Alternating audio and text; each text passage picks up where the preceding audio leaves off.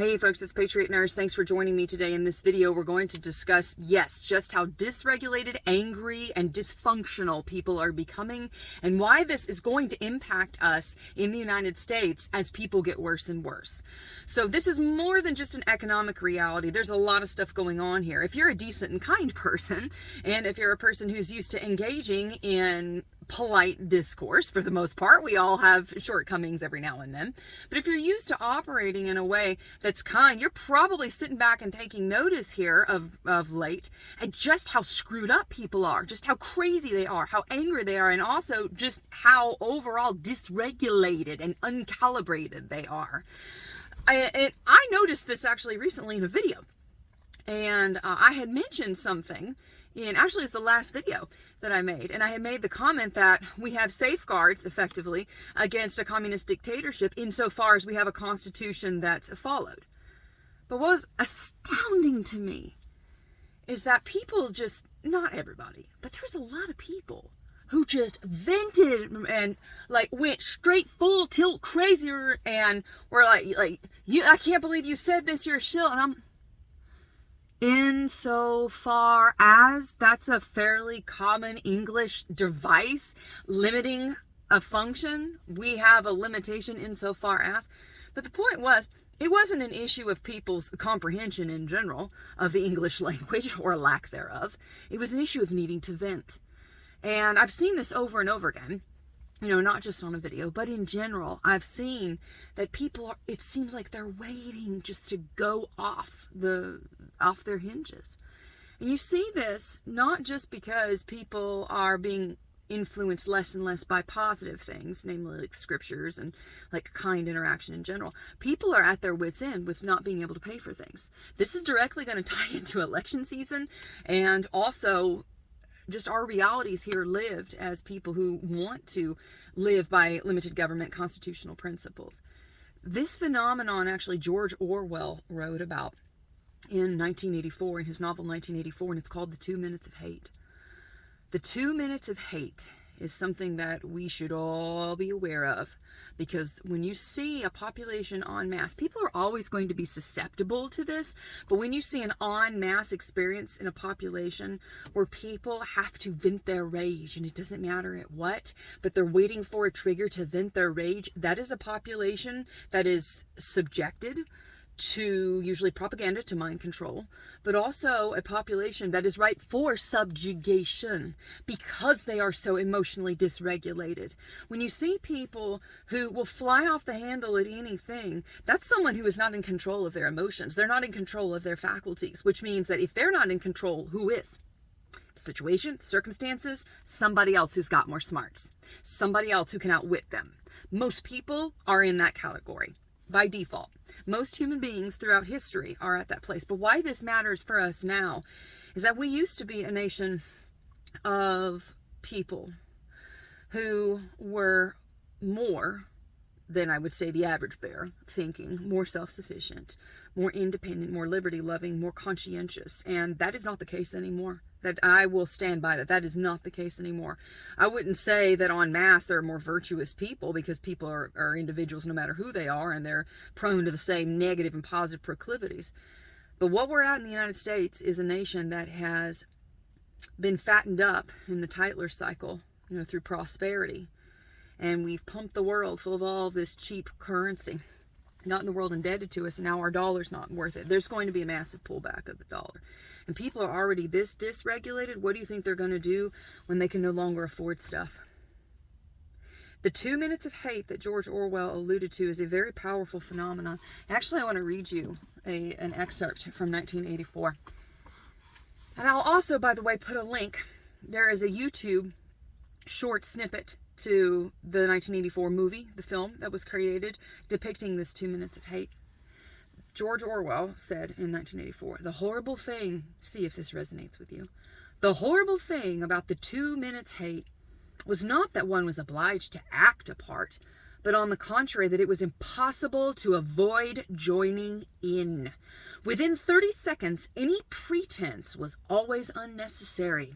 A hideous ecstasy of fear and vindictiveness, a desire to kill, to torture, to smash faces in with a sledgehammer, seemed to flow through the whole group of people like an electric current, turning one, even against one's will, into a grimacing, screaming lunatic. And yet the rage that one felt was an abstract, undirected emotion which could be switched from one object to another like the flame of a blow lamp. Seem like now? It's because it is.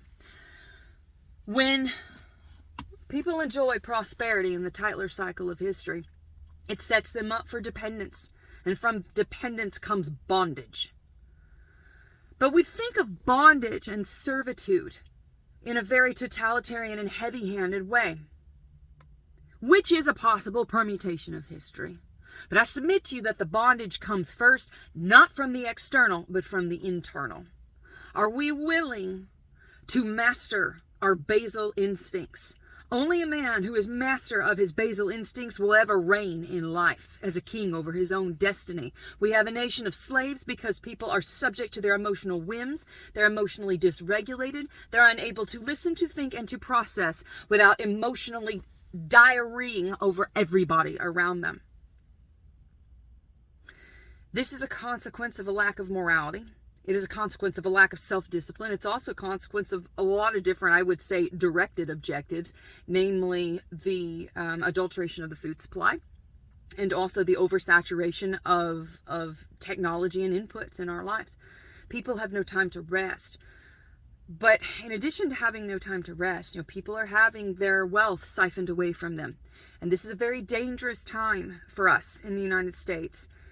Because as people get less and less emotionally regulated, they're going to become more and more dependent and more willing for anyone, someone, somebody to take away this ick from inside of them that they need to vent every 10 seconds at the first thing they don't understand or that they fear or when they don't get their way. Now, we all have shortcomings in this. I am not perfect. Scarcely anyone I know of has constant and consistent daily perfection and victory. But the question is, are we going to trend this? Are we going to allow ourselves to be captive by this? And how do we shield ourselves against other people? Because here's the bottom line. As this collapse of our economy continues, and it is a collapse, make no mistake, it's happening. This has taken a while to actually get to it. In 2008, I thought for quite sure that it was going to be imminent, but I was younger and I didn't understand market fundamentals at the time. Now that I understand market fundamentals and I can see the progression of things, particularly the debauchery and the absolute wickedness and idolatry celebration of the last month, I know exactly where we stand. We are going down hard. And the first place that a person is subjugated is in his will, but through his emotions first. When people can't master their own emotions, they're ripe for being put in their place by any type of totalitarian regime. How we shield ourselves from this is to be very selective with who we keep in our lives and the social inputs that we allow in our lives. I have a rule in my life. I have learned this as I've gotten older, and I'm sure y'all probably have stories you can share in the comment section below about this. I am less willing to tolerate other people's BS. If someone is consistently in my life as unpredictable and as emotionally labile, that's a good word from the psych world. Labile means think about it like the tides, the ocean tides, just shifting constantly. I don't need unpredictability in my life. I only want quality people in my life. And so as the days go on, you're going to find that it's harder to keep people in your life. You may have already found that. A lot of you are probably watching this like, that's been me for the past 15 years, Patriot Nurse. I resonate with this. But friends, as the days go on, let me encourage you to keep people in your lives who are emotionally resilient and who are disciplined and not dysregulated, because it is the dysregulated who are easily manipulated. I'll say it again. The dysregulated are easily manipulated. So what's the opposite of dysregulation? Self-possession. If you are self-possessed and self-disciplined, then other people can't do that for you, which means you're less willing to tolerate their nonsense from an individual, from a group, a collective, or a government. Being self-sufficient also allows us to set our own terms of an interaction. This is one of the reasons why women stay in abusive relationships, is because there is a level of, and men stay in abusive relationships, there is a level of dependence upon the abuser. Whether it is in an interpersonal relationship or a governmental relationship or a group dynamic, the best way that we decrease our likelihood for manipulation is to be self-possessed and to have our first internal boundary with a level of behavior we are willing to accept. I'm not willing to accept behavior this way, therefore I'm cutting you off. It's harder to do with a government, but our ancestors did it, and they did a darn good job of it. And the first step in that, from a practical provisionary standpoint, is self-sufficiency. Not everybody's going to live on a farm. Not everybody's going to live on a homestead. Not everybody is capable physically of doing the work involved with living on a homestead. But you know what? You can store up your food little bit by little bit. I was at the grocery outlet the other day. They had beans for 79 cents a pound. Woo, you should have seen the happy dance that I did at the UGO. I was like, yeah, man. 79 cents for a pound of garbanzo beans. Party on! How do we position ourselves for success? By being less dependent, storing up food, being able to defend yourself from criminal elements, whether with a badge or without a badge. Psychopathy and sociopathy exist in legitimized forms of government entities as well, not just in crazy people who commit violent acts of crime that are unsanctioned by a majority in a legislative body.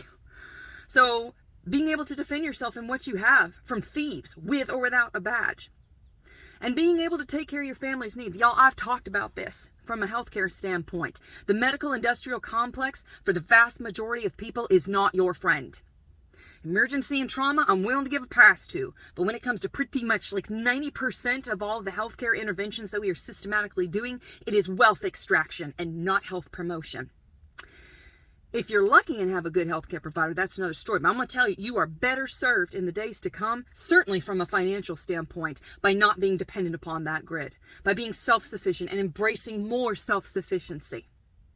So how do we do this? Practically, the beans, bullets, and band-aids are provisionary steps that you can buy and take. But I submit to you, you should really be dialing in on your skills as well.